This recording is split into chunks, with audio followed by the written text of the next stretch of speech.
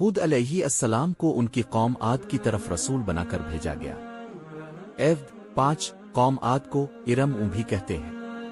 ان کے خیموں و مکانات میں بہت ستون تھے جن کی وجہ سے یہ لوگ ستون والے کہلاتے تھے۔ شعراء 130 احقاف 21 الفجر 8۔ یہ بڑے طاقتور اور قد آور تھے، ان جیسی قوم دنیا میں پیدا نہیں کی گئی۔ یہ لوگ مقام احقاف میں آباد تھے۔ احقاف یمن میں ایک پہاڑ ہے جو عمان اور حضر موت کے درمیان ہے، سمندر کے کنارے پر، اور یہ قوم عاد پہلے لوگ تھے جنہوں نے شرک اور بتوں کی عبادت شروع کی۔ طوفان کے بعد اللہ نے ان میں ان کے بھائی ہود کو بھیجا۔ حضرت ہود علیہ السلام نے دعوت و تبلیغ شروع کی اور قوم سے کہا، اللہ تعالیٰ سے ڈرو، اللہ کی عبادت کرو، اس کے علاوہ تمہارا کوئی الہ نہیں، شرک اور تمام گناہوں سے توبہ کرو۔ قوم نے انکار کیا اور کہا، جن ہستیوں کی عبادت ہمارے آبا و اجداد کرتے تھے ان کو ہم نہیں چھوڑیں گے، اگر اب سچے ہیں تو عذاب لے آئیں۔ اعراف 70-71۔ بالآخر حضرت ہود علیہ السلام نے فرمایا، اگر تم میری نصیحت سے منہ موڑتے ہو تو میری ذمہ داری ختم ہو گئی، اب تم اپنے فعل کے خود ذمہ دار ہو، دیکھو خبردار ہو جاؤ، ان قریب تم پر اللہ کا عذاب نازل ہوگا۔ 57۔ اللہ کا عذاب۔ الغرض قوم عاد اپنے رسول کو مسلسل جھٹلاتے رہے تو اللہ تعالیٰ نے اپنا ہلاکت خیز عذاب بھیج دیا، اور وہ عذاب بڑا سخت اور دردناک تھا۔ شعراء 139 58۔ عذاب کی ابتدا اس طرح ہوئی کہ ایک بادل آتا ہوا دکھائی دیا، لوگ کہنے لگے یہ تو بادل ہے، ہم پر بارش ہوگی۔ ہود علیہ السلام نے کہا، یہ تو وہ عذاب ہے جس کی تم جلدی کر رہے تھے، یہ تو آندھی ہے جس میں دردناک عذاب ہے، اور یہ آندھی مغرب کی طرف سے آئی اور ان پر چھا گئی۔ احقاف 24۔ سخت آندھی چلنی شروع ہو گئی اور مسلسل 7 راتیں اور 8 دن تک چلتی رہی۔ آندھی نے ہر چیز کو تباہ کر کے رکھ دیے، ہر چیز ریزہ ریزہ ہو گئی۔ 25 کافر لوگ سب ہلاک ہو گئے، ان کا نام و نشان مٹ گیا۔ اللہ تعالیٰ نے ہود علیہ السلام کو اور ایمان والوں کو عذاب سے بچا لیا۔ ایود 58۔ عائشہ رضی اللہ عنہا فرماتی ہیں، جب آسمان پر بادل چھا جاتے تو اب صلی اللہ علیہ وسلم کا رنگ متغیر ہو جاتا، کبھی گھر میں داخل ہوتے کبھی باہر نکلتے، جب بارش ہو جاتی تو خوش ہو جاتے۔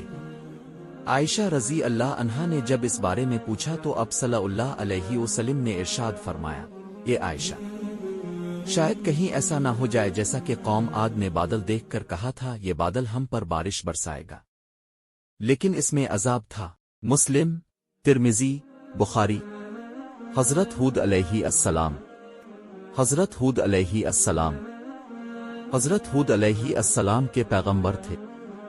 قرآن پاک کی 11 سورہ آپ کے نام پر ہے۔ یمن اور عمان کے درمیان احقاف نامی سرزمین پر قوم عاد رہتے تھے، اور وہاں پر نعمت کی فراوانی کے سبب خوشحال اور آمدہ زندگی بسر کر رہے تھے۔ آہستہ آہستہ توحید کو چھوڑ کر بت پرستی اختیار کی اور فسق و فجور میں غرق ہو گئے، اور ان کے ظالم اور غیر مستضعف لوگوں پر ستم ریاتی تھے۔ اللہ تعالی نے ان کے درمیان حضرت ہود علیہ السلام کو مبعوث برسالت کیا۔ ترجمہ، اور ہم نے عاد کی طرف ان کے بھائی ہود کو بھیجا، انہوں نے کہا کہ میری قوم، خدا ہی کی عبادت کرو، اس کے سوا تمہارا کوئی معبود نہیں، تم شرک کر کے خدا پر محض بہتان باندھتے ہو۔ حضرت ہود علیہ السلام نے قوم کی ایدیت کے لیے نہایت کوشش کی، مگر چند افراد کو چھوڑ کر کسی نے ان کی تصدیق نہیں کی اور ان کی نصیحتوں پر یقین نہیں کیا اور اسے خود سے دور کیا۔ قوم عاد نے حضرت ہود کی نصیحتوں کو قبول کرنے کی بجائے بت پرستی اختیار کی اور خدا پرستی چھوڑ دی، اور اس الہی پیغمبر کو انکارا اور ہر دن اسے اذیت آزار پہنچاتے تھے، یہاں تک کہ آسمان پر کالے بادل چھا گئے اور قوم عاد کے جاہل لوگ کہنے لگے اس سے ہمارے لیے مفید بارش برسے گی۔ مگر حضرت ہود علیہ السلام نے ان سے کہا کہ یہ بادل رحمت کے نہیں بلکہ غضب کے ہیں، مگر انہوں نے حضرت کی ایک بھی نہ سنی۔ کچھ دیر بعد ہود کا کہا سچائی میں بدلتا گیا اور تیز ہوائیں چلنے لگی جن کی رفتار انتی زیادہ تھی کہ گھوڑوں، مال مویشیوں کو ایک جگہ سے دوسری جگہ دے مارتی تھی۔ 7 دن رات یہ تیز ہوائیں چلتی رہی، اور اس دوران ریت کا طوفان اٹھا اور تمام مکانوں اور انسانوں پر گرا، اور سب لوگ ہلاک ہو گئے، صرف حضرت ہود اور ان کے چند اصحاب جنہوں نے امن کی جگہ پناہ لی تھی بچ گئے۔